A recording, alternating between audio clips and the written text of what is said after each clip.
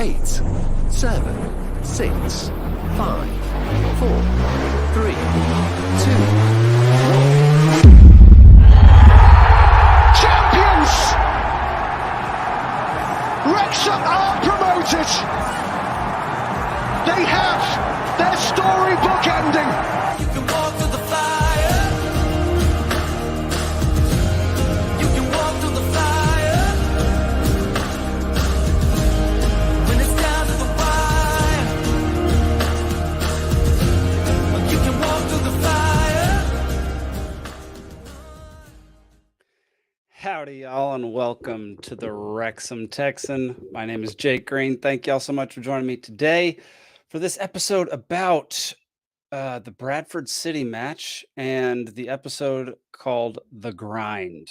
To start off, if you're not following me on Instagram and Twitter, huge mistake on your part. Huge mistake. You're missing out on clips, content, the Texan of the match each week on Instagram. And red hot takes directly after the game. Red, obviously spelled with a W-R and not just an R. So head on over to Instagram and Twitter. Follow me on both of those. WXM Texan, Wrexham Texan. And I just realized that if you're watching this, I didn't put in the correct tag on the screen. So that's fun for everybody. There we go. Fixed. That was so dumb. Anyway, let's start by talking about that Bradford City game, because what a doozy. It was crazy. Let's see if I can pull it up here. We're going to watch some highlights. I'm going to comment on them. We're just going to go. Here we go. That's nice interchange by him to find Evans. Back to O'Connell. McLean is asking for the switch. There's a firm challenge in the back of Mullins, not given as a foul. Whole game was really back and forth, really tight. Edge and O'Connell was an animal. He won Texan of the match after his performance of this during this game, because he was so dang good on the defense. And it was so nice having Barnett back. Mullen had a shot right there for a goal with that header. A little too far out, a little too far wide. Bradford City did well. I can't tell if I'd love their kits or not. Man, see, I don't think that was a penalty. I think Fletcher, I just don't think that was a penalty. I think light touch, it was all good. Like, Fletcher hustled down, and I just don't think it was that big of an issue. But Fletcher starting the game was super interesting. I was not prepared to have Fletcher start a game. I thought he might be a little too old for that. Gosh, it was so good to have Barnett back. Look at that run. And look at that cross. How did he miss that header? That looked, I could have sworn that was going to be in the back of the net. It was such a perfect cross. And Mullen just a little bit wide, a little bit late getting there. Let's see. I feel like it's still a little loud on your end. There we go. Terrible ball right there. Was that edging or? Yeah. Despite that terrible pass, O'Connell still got Texan of the match. It was a horrid pass, but it is what it is. The rest of the match, he was fan-daggum-tastic. Barnett just had so many quality plays. Like this pass to Mullen. This was a penalty. That was absolutely a penalty. It's absurd. He took him down in the box. Didn't even really go for the ball. Just went to take out Mullen. Mullen went down. That has to be a penalty. Fletcher one, I don't think so. But this one, dude didn't even come near the ball and just took out Mullen's legs. So this is what happens, though. This is my thoughts on flopping and complaining a lot, which Mullen does both. Is if you do it, it's like the boy who cried wolf. If you do it too much, they're not going to give you the benefit of the doubt in close scenarios, close situations. So Yeah, maybe just chill out. Don't flop so much. Ah, Fletcher just wide. Yeah, just quit flopping. Flopping drives me insane. Like, be a man, stay standing unless you get pummeled. That's basically my thoughts on that. Like, it just drives me insane when people get touched and decide to fall on the ground. I know you're trying to draw foul or draw penalty, but come on, like, have some self-respect. Yeah, they had so many scary chances. I know Conquo able to reach balls that Howard definitely wouldn't be able to just because of his stature. That dude is so tall and lanky. He still makes me nervous sometimes, though. I don't really know why. I think it's because he doesn't seem like he's always in the best position. But I don't know. It is what it is.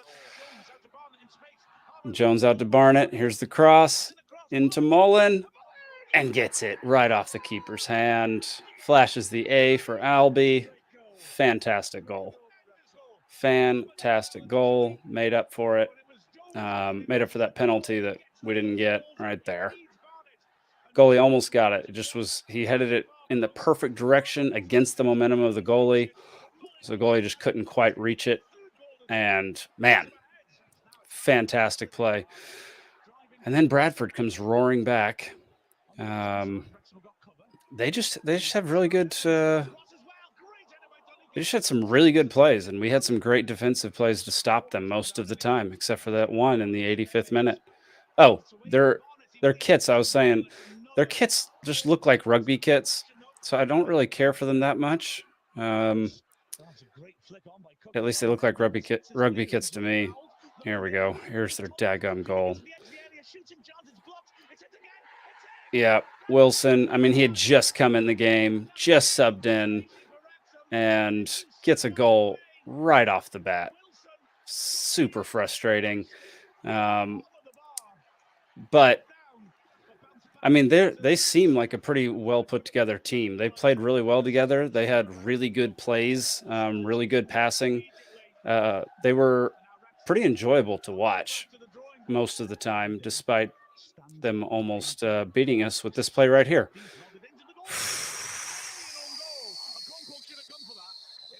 Tunnicliffe almost tapped it in off of O'Connell, I think. That would have been incredibly frustrating. Yeah, and then they had this almost goal. Terrifying. Yeah, but in the end, that was the end of the game, and my goodness, it was a lot. It was a lot. Lots of drama, lots of tension. It is what it is. So there we go. Let's see. And then interview of Parkey after the game. Here's his interview. Question that I enjoyed.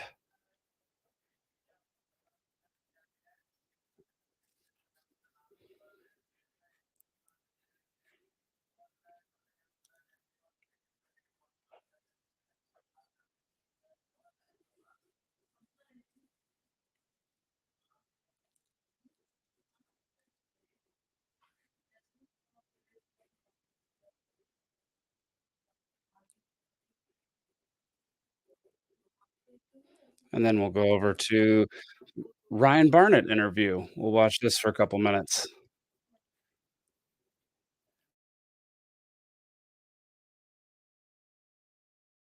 With 22,000 spectators, it was always going to be an uphill battle, you know, with the noise that they bring. But I think we battled really well. We were obviously frustrated to concede, but I think we'll look back later in the season. I think it's a really good point on the road. Was that grit and determination, especially in that second half, really the thing to take away from this, especially in an atmosphere like we saw today? Yeah, I think you can look back at the game and you'll see the boys throwing their bodies in front of the ball to stop it going in, and that's something we've been working on over the last few weeks. I know we're sort of on a little unbeaten run now, and I think that's definitely something that we've been working on. You know, working hard to keep the ball out of the net, and I think that's come to fruition today. For yourself on a personal note, obviously the red card against Crewe meant you're out for the last 3 games, but how good was it to be back and to get an assist as well? Yeah, really good. You know, I just said over there that I think I put the frustration of the last 2 weeks into that game. You know, I've run really hard. I've tried to. I've been working on different parts of my game while I've had that time not to be playing. But no, it was really good, and I think I put a few good crosses in for Moles, and obviously the one leading for the goal. That was, I knew exactly where he was going to be, so I always try and aim for that area. We saw in the first half, Moles could have got that goal, another great cross from you, but then that link-up play for the second one proved to be key. Yeah, I think we've sort of got that on the same wavelength now. I think I know where he's going to be, and he hopes that I put it in the right area, and he just gets himself in there and gambles, and he's had 2 chances today, and he's put one of them away. So we could have had 3 points, but we're disappointed. You sort of mentioned it before, but on reflection over the course of a season, do you think today's one of them you'll look back on? I think that's a really, really good point in the end. Yeah, definitely. You know, they've tried to pack out the stadium. You know, 22,000, and they're on a good run. I think they were 3 wins on the spin before we come here today, and we'll definitely look back and think it's a good point. You know, I think every point counts at the moment. So yeah, it's important. That unbeaten run continues into Tuesday night against Sutton at home. Yeah, it's a huge game. You know, we don't really look at the league table. You know, where teams are and all that kind of thing, because I think anyone in this league can surprise any team really. So we'll go into it like we do every game. We'll give it 100% and try and get 3 points. Thank you, Ryan. So 2 things with that. First off, love that he feels like he's on the same wavelength as Paul Mullen now, and he can kind of know where Mullen's going to be, and Mullen knows how to get where, trusts him to put the ball where it needs to be. I think that is fantastic. You got to build chemistry. You got to build chemistry as the season progresses, as you practice more together, as you play more together. So I love that he and Mullen seem to be having connecting more. And they had some beautiful plays this past game. So that was a delight. And his second thing is at the very end there, talking about how they don't look at the league table. Come on. Of course they look at the league table. Of course they look at the league table. That's crazy talk. There's no way that all those players aren't looking at the league table at least a little bit. I know that it's good to say you don't. Maybe he's a man of his word and he doesn't actually ever look at the league table. But there, I just find that extremely hard to believe. As a player, I would always look at the standings. Always. As when I played basketball, we'd always see where the other teams were in the table, in the standings, and yeah, it might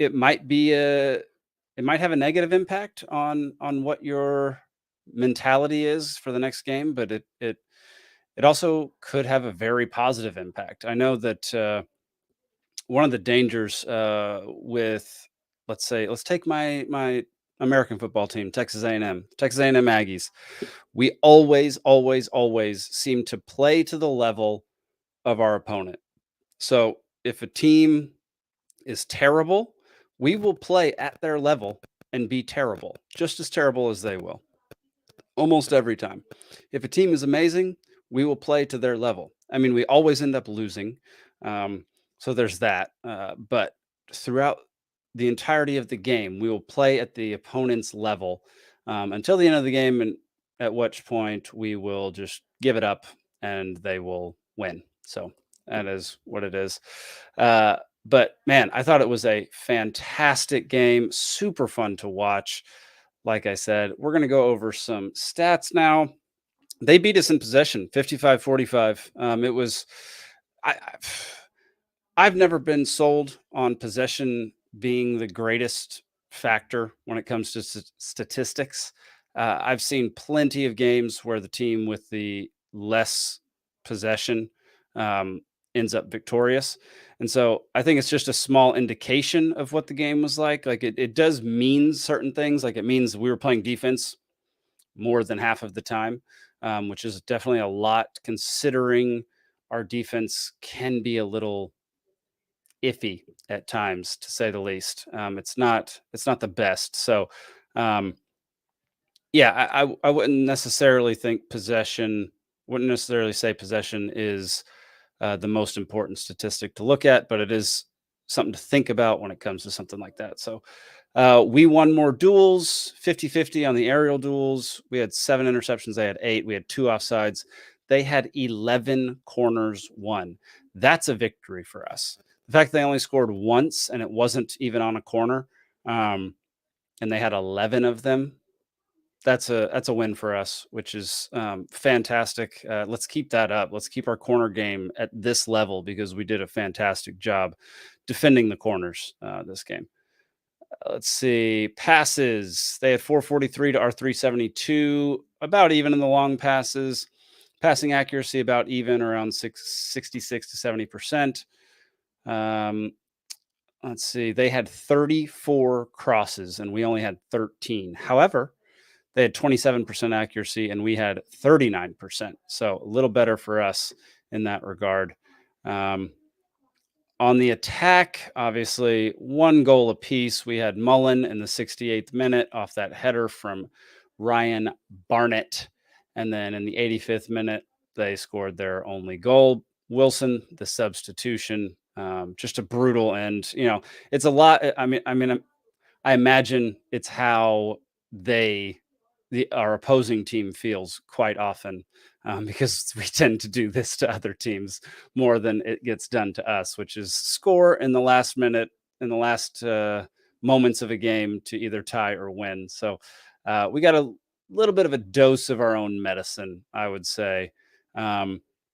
Let's see. They had 24 shots. We had 8. They had 5 shots on target. We had 1. They had 10 blocked shots. We had 2. They had 6 shots outside of the box. We had 4. They had 18 shots inside the box, and we had 4. Their shooting accuracy was 21%. Ours was 13%. And I mean, that's insane. 18 shots inside the box, and we were able to block all but one of them. They missed all but one of them. So pretty good defense considering how often they had the ball in the box. I know it'd be preferable to have them not be in the box at all, and get them to where they can't be shooting from inside the box. But hey, when they shoot 18 shots from inside the box and only make one of them, that's pretty dang good as far as that regard goes. We had 17 tackles. They had 12. Pretty even on tackle success rate. We had to have 32 clearances. They had 13. This is a statistic that I'm more interested in than possession, is clearances. How many times did we have to just boot the ball down the field to clear it out so that we could reset or just get out of danger? That's something that I think is overlooked when it comes to statistics. I think that if you clearances kind of imply that you do not have control, that you can't get it safely out of your own end. You can't maintain possession of the ball. And so I think clearances are a good indication of whether or not you're frantically playing defense and frantically trying to get the opposing team out of your end of the pitch. And so I don't like it when we have to have almost 3 times as many clearances as they do. That's very frustrating. Fouls conceded, they had 10, we had 8. It should have been 11 at least, with a penalty. They had 3 yellow cards, we had 2. And like I said, Wilson came in, scored in the 85th minute. Mullen scored in the 68th, which y'all already saw. So, I mean, what a game. What a fun game it was. That puts us, before this game started, we had 23 points. We were tied with Swindon, Mansfield. Or we tied with Accrington before? I can't remember. But, and then Bradford had 19. And now we have 24. They have 20. They're 11th in the league. We are 4th in the league, y'all. We are dadgum 4th in the league. It is fantastic. 1 spot. We are 1 game from being tied with Notts County. They're 3 points ahead of us. Crewe Alexandra is 2 points ahead of us. Let's see. Where was that Crewe game? Yeah, there it was. Drew with them 5 games ago. So we are pretty evenly matched right here. All of this is just some very good teams. Stockport is still on a tear. More than 6 games in a row they have won. That is extremely impressive. They are the team to beat right now. Knox County, or not Knox, Notts County, has lost 2 out of their last 6. That's worse than us. They've lost 2, drawn 1, and won 3. So gosh, if we could just turn one of those draws or losses into a win, we are in phenomenal shape. It is looking very good for us at the moment. Let's see. Sorry for the background noise. I got someone in the house right now. Let's see. So I was listening to Me, the Wife, and Wrexham AFC this week, and Ryan asked Sharn an interesting question, which was, are we better without Ben Tozer? Which we have not had Tozer in a few games now. He has not been in the game, whether that be for personal reasons or because of an injury or just because he's being benched for a little while. I don't know. I know that he's gone through a lot of personal stuff, which heart goes out to him. That is terrible. I don't, you never like people to suffer losses and go through pain. So wish him the best. But it was a very interesting question that Ryan asked, and Sharn kind of had the same reaction that I did. I missed the long throw in. I miss it. Like Ryan mentioned that it's not always the best option to throw it deep from the sideline to hurl it into the middle. And yeah, that might be true, but man, he has such a phenomenal long throw. Very, very advantageous for us. Like, a corner kick is always a great opportunity to score. It sets up more chaos in the box, which is exactly what you want. You want the defense to be scrambling to defend you and to protect their own goal. So the fact that we have lost that is a little bit frustrating. Greg Evans has tried to step in and fill that role, and his aren't terrible. He gets them pretty far and with a lot of height on him, but they're just not quite the same as Tozer, who can just launch them. And so I do miss that. I miss him being able to give us that advantage. And yeah, I just I don't know. Are we better without him? That's a good question. I am still not 100% comfortable with our defense. We've had a million people swap in and out throughout the season back there, and that's a very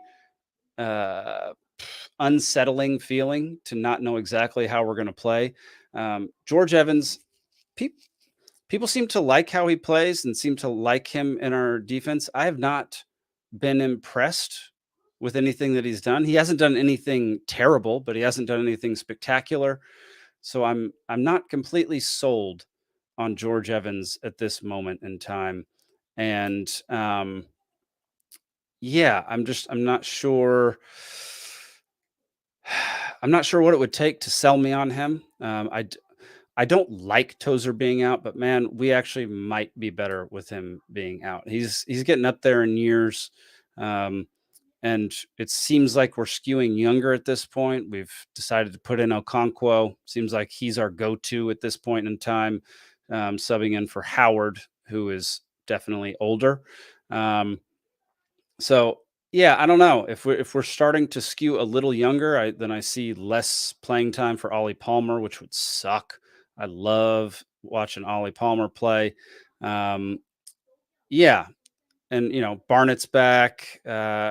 It's going to be interesting to see what happens with Ben Tozer, to see if he is just trying to get over it. Like, he's been a rock for us for a while now, and I love seeing him back there. He provides a lot of leadership. He communicates a lot, but he was making quite a few mistakes at the beginning of this season. So it'll be interesting to see how that all unfolds. Let's see. All right, let's give my prediction for this week. We are playing Sutton United in about an hour and 35 minutes. I just saw them on here. Here they are, Sutton United. down here in last place. So I'm going to, I mean, we are what is that? 17? No. How am I doing this? 20. Goodness gracious. We're 20 whole spots ahead of Sutton United. And my prediction is 4-0. 4-0. We are going to dominate Sutton United today. That is my prediction. I don't see how they can. I mean, they've gotten a grand total of 7 points. We've gotten 24. So let's see. We've won 6, drawn 6, lost 2. They've won 2, drawn 1, and lost 11. Today is going to be 12. I want to guarantee it, but nothing in life is a guarantee. So 99%, 99.99%, we win. And I predict we will win 4-0. So that's my prediction for today's game. Our previous meetings over the last 5 matches: 0-0 in 2021, 4-0. Oh wow, we did win 4-0 in 2020, and we lost 3-1 in 2019, tied 1-1 in 2019, and won 1-0 in 2019. Man, we played them 3 times in 2019, 2 separate seasons, but still. Yeah, and then we didn't play them in 2022. I guess probably because they're up in this league. They're struggling. They are not doing well in League 2. So, oh man, sorry. My back is killing me today. So yeah, I'm super excited.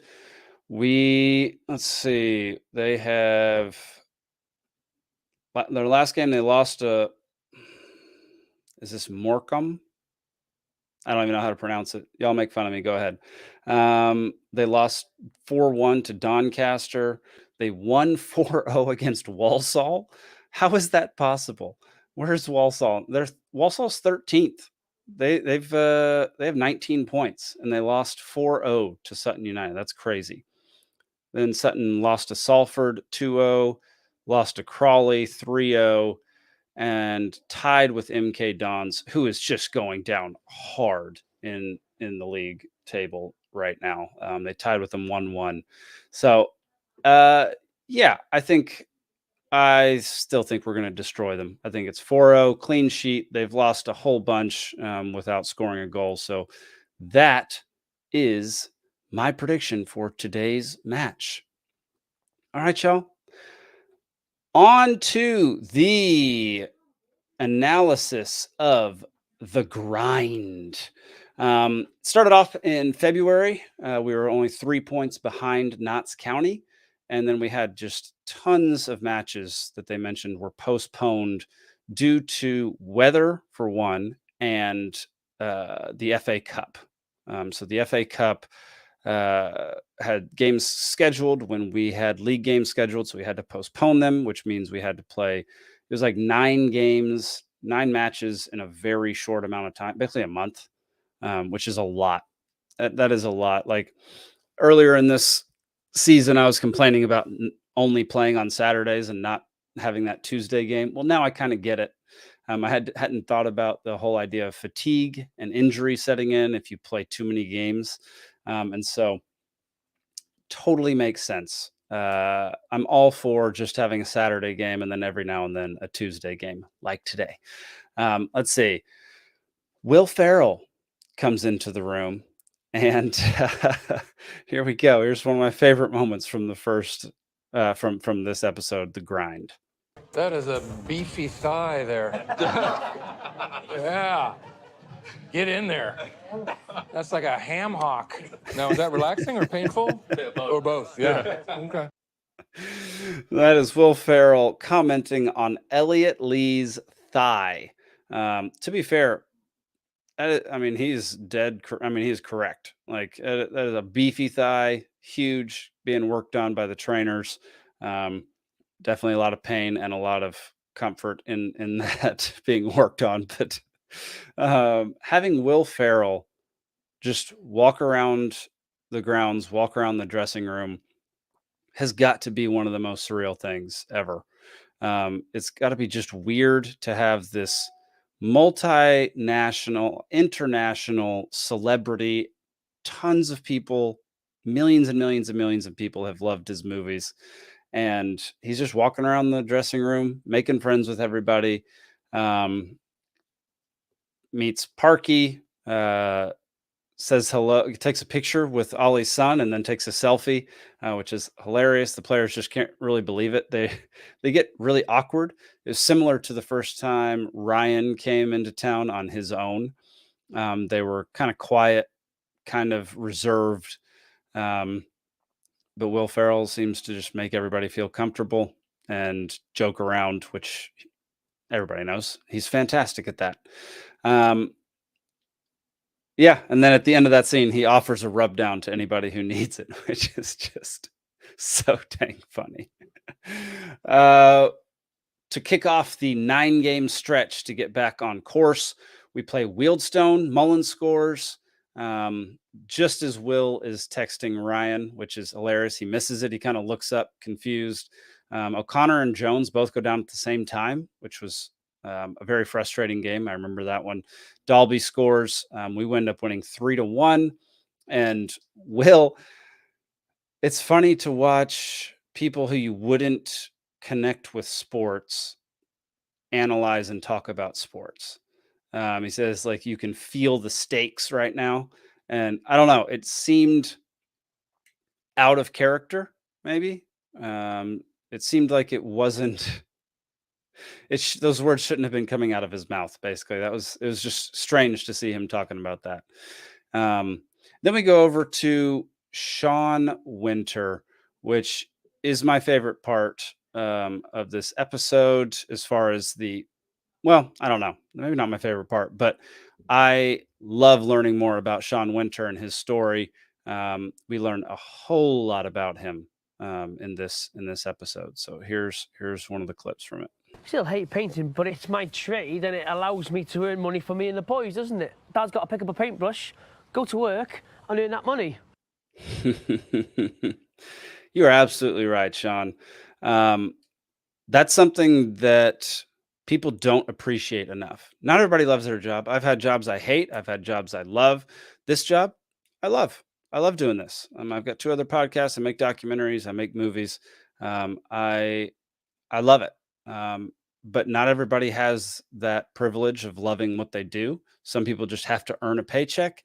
And that's when you need to be good at compartmentalizing. You need to be good at being like, okay, I'm just going to go do the work to the best of my ability, do what I can to earn more money, earn a living, especially when you have people depending on you, like children or a wife, even dogs to a certain extent. Pets of any kind. But if you have people depending on you and you don't like your job, but you don't really have the opportunity to get a new one, then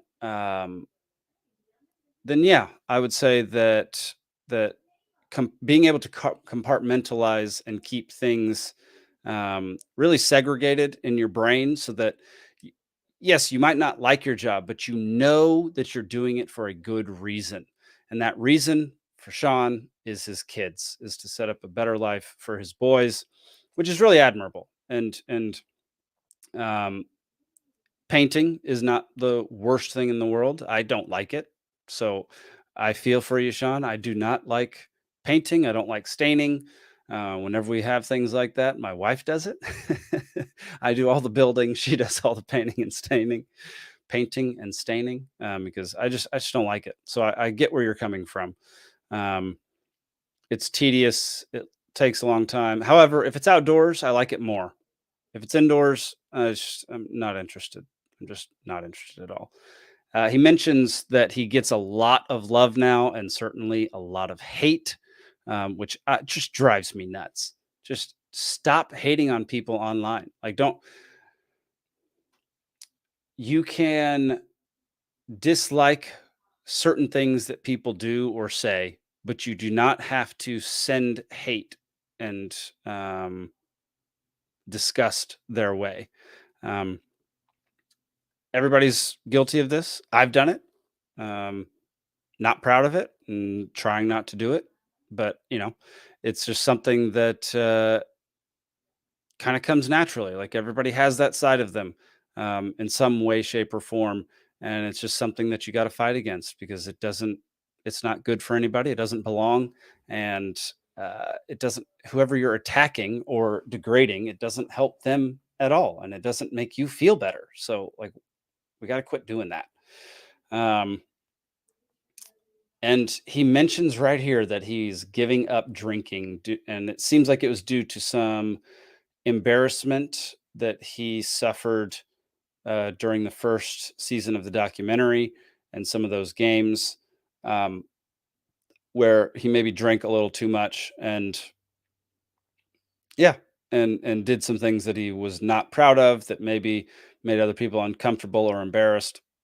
So very impressive that he wants to give up drinking, and I think he said he never wants to touch it again, which that's a big deal, man. That's impressive. That's a hard thing to do, and I hope you have the support that you need because I think it's admirable, and I think it's a good thing to do. I mean, I cut back drinking a whole lot over the last year or so, and it has only made life better. So, yeah, yeah, keep it up, keep doing it. We then go back to the games, and we're back to normal episodes of Welcome to Wrexham. It seems where we really follow the team, really follow what's going on with the players and the people immediately surrounding it, and then we do see a lot of football being played. It's Wrexham v Woking. Woking go up 1-0 in the 7th minute. Gosh, that was brutal. Ford gets a free kick goal. Mullen gets a PK. Woking get a PK, and they tie us 2-2 at the end of the game. Absolutely brutal. Let's see. Then coming off. Okay, so every now and then I'll talk about the cinematography for this show. This was an interesting one. Let's watch this real quick. We're in place as well as we can in terms of right there on the ball. Okay, so this shot is interesting. I've never seen them use this style before, which is a regular frame rate. So frame rates are like 24 frames a second, 30 frames a second, 48, 60, 120, 240. The higher you go, the more slow motion it is, the more frames are captured per second, which means you can slow it down and it still looks smooth. Well, if you notice with this clip, it doesn't look smooth. It looks choppy. It looks like you're missing frames. So basically what they did was I think they filmed this probably in 24 frames a second and then wanted slow motion. So they slowed it down. But what that does is it makes it look like there are gaps and it makes it a little jumpier. And gives it that effect, which is a fine effect. Like if that's what you're going for, that's great. I don't know that I've ever seen them use this before. People use this for very specific things, and it took me a little off guard, which is funny. Like I'm sure most people didn't notice it, but I'm in film, so of course I did. And yeah, I found it to be interesting. Here, I'll have you watch it again so you can see what I'm talking about. We're in place as well as we can. Yeah, it's a little choppy. It looks like it's like freezing every split second. Kind of game, which obviously Woking. It was just that. It was just Ollie Palmer coming off the field. So interesting place to put that. I don't really understand why they did that, but they did, and they used it. For me, the only reason that I would ever use that footage, unless I'm specifically putting in for a specific reason, is if I ran out of footage to use. And there's no possible way they've run out of footage to use. They have multiple cameras running all the time. They have basically an unlimited amount of footage. And yeah. And so it was an interesting choice to use that shot of Ollie Palmer. And we'll get to another shot of Ollie Palmer here in a minute. Let me see. Which one is this one? Oh yeah. Okay. We'll get to that in a minute. We then get introduced to Anthony Ford, which is long overdue. Love some Anthony Ford. It was nice to get to know him and his family a little bit, and we learn that he thinks that everything about being in Wrexham has been better than his previous teams that he's played for, which is great to hear. It seems like that's the case for most people who come here or who go to Wrexham, because it seems like the town is always very welcoming. The team seems to be gelling and like very welcoming as well. So I think that I think most people are probably telling the truth as far as it being, one of the better places that they've played. So I love that we got to meet Anthony Ford, and he got to talk about this.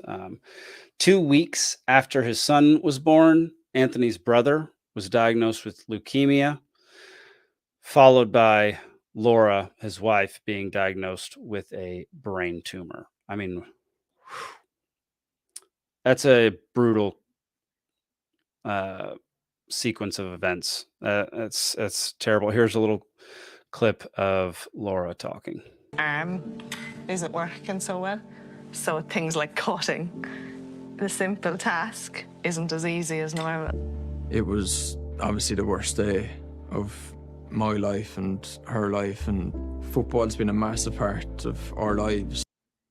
Okay, so first of all, just the basic horrifying nature of what he's talking about. Learning that your wife has a brain tumor has got to be maybe the scariest thing as far as personal relationships go. Gosh, I can't even imagine. So the fact that she's able to smile through it and still want to cook and still want to, prepare food and that kind of thing, it's very impressive. I love when people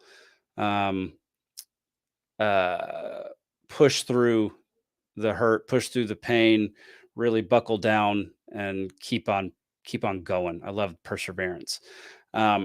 So this is a specific style of shot as well. So when you have somebody that is on the edge of frame, both of these are on the edge of frame,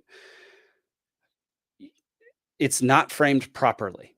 Okay. So framing properly would be Anthony Ford either in the middle or 2/3 to the right or 2/3 to the left. So if you break the shot up into 3 sections, those middle 2 sections, his middle of his face would be on one of them or the other. So basically, let's see if I can get this right. So basically here, or where my head is. Ted Gubb, doing everything the opposite is super frustrating. There we go. So if his face was here, or where my head is, that would be a properly framed shot.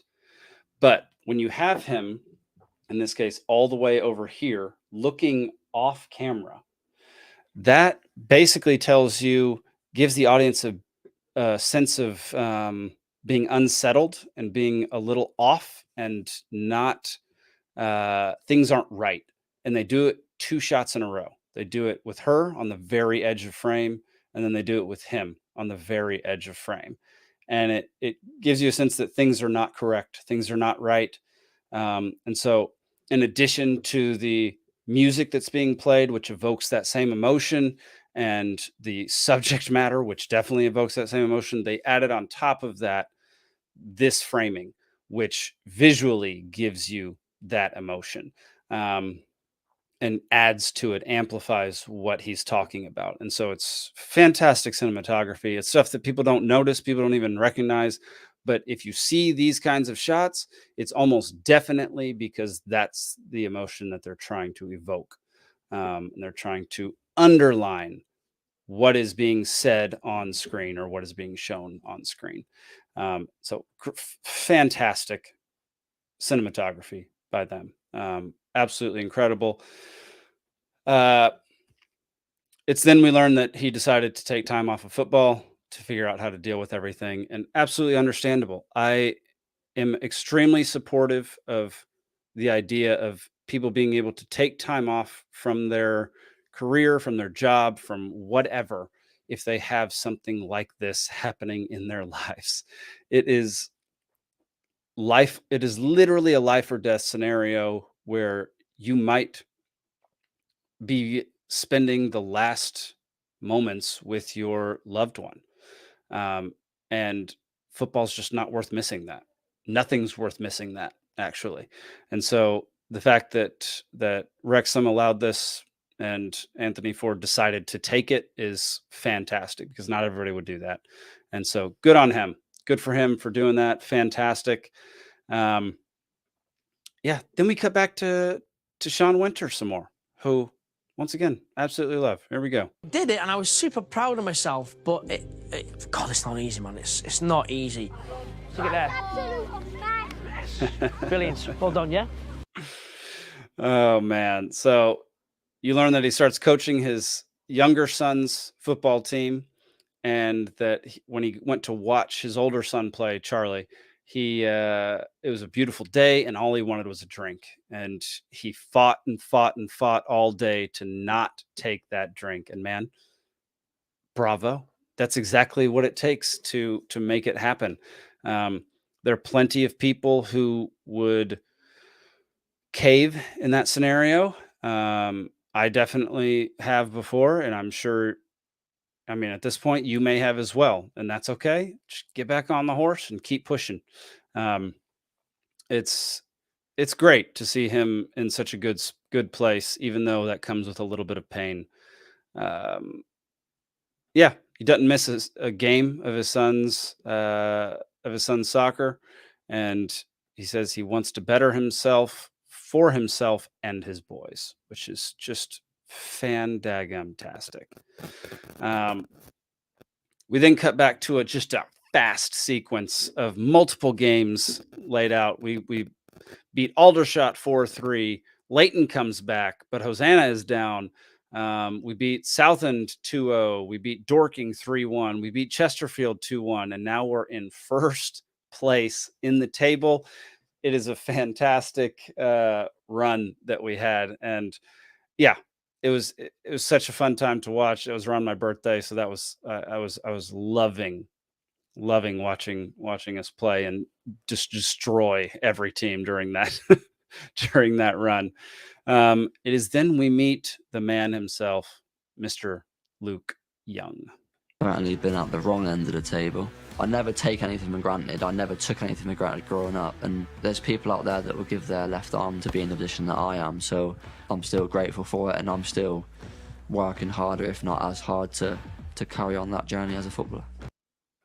Fantastic. That's the attitude that you want in your captain.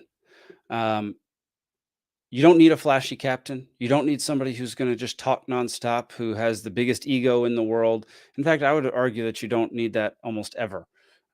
Sometimes it's nice to have if you have somebody who does talk a lot and has an ego and, super flashy. But most of the time, that's going to wear on the morale of the team, especially because that tends to bleed over into their relationship with the rest of the team. So the fact that Luke Young has been just a hard worker since he was young that's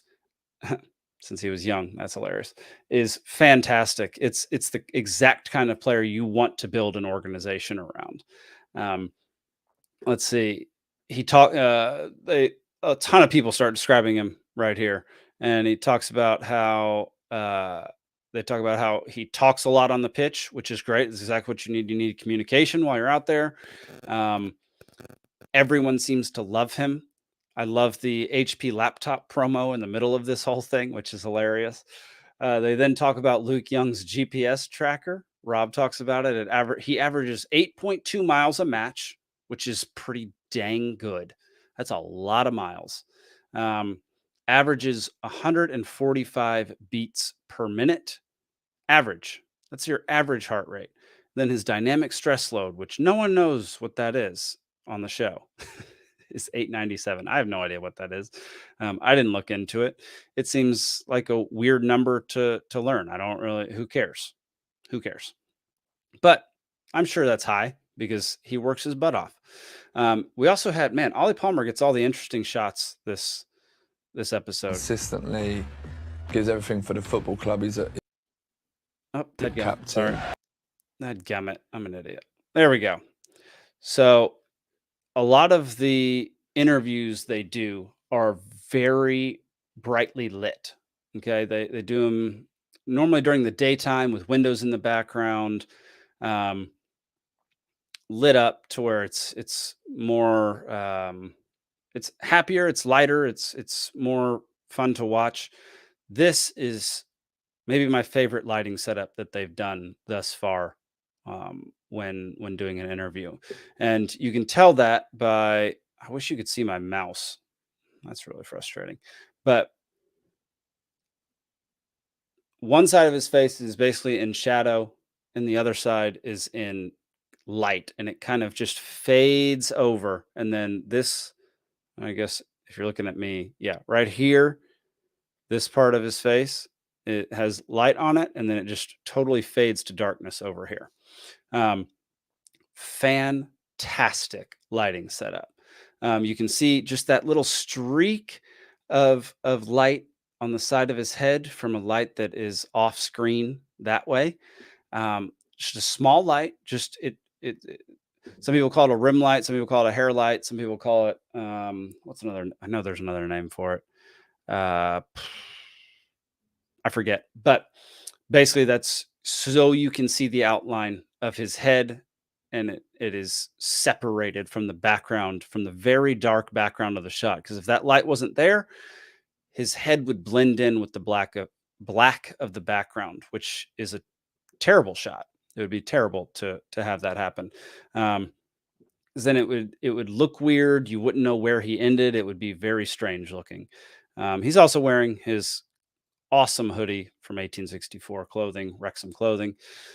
And yeah, I want that hoodie. Basically, I want everything that Wrexham clothing has. I really want that sponsorship for this show.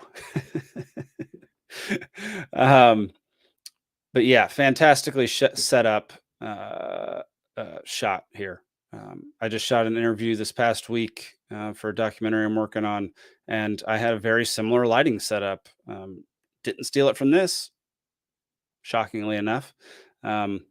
Watched this after shooting my interview. So yeah, fantastically done. I'm talking a lot about the cinematography this episode, and for good reason, because they did a fantastic job. So there you go. What's next? Yeah, we go back to Sean again. Sean Winter for a bit. He's coaching his youngest team. He does seem like a fantastic coach. He says the right things. He's got a lot of good things to say.